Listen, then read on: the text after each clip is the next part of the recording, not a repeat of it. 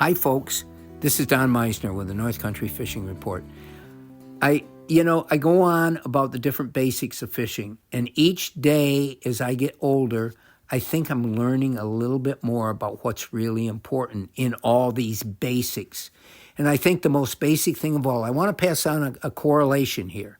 And because another one of my loves is driving in cars.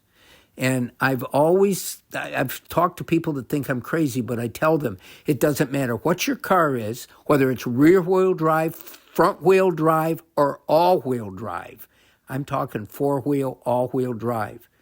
The tires are the most important aspects. I've had dealers tell me, no, you buy a Subaru and you don't need winter tires, snow tires. I'm one to tell you it makes a huge difference. That's the one connection between you as a driver and the road is your tires.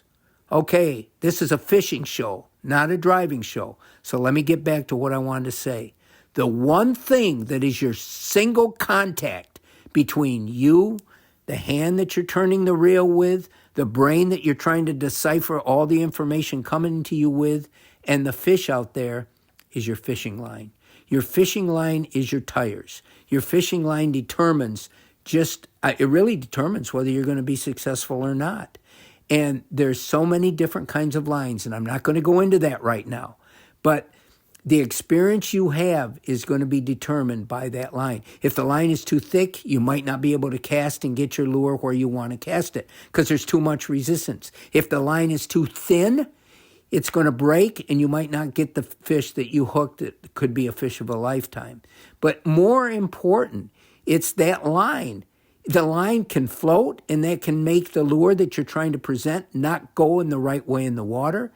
It can sink and not allow you to fish a surface bait the way you want to fish it.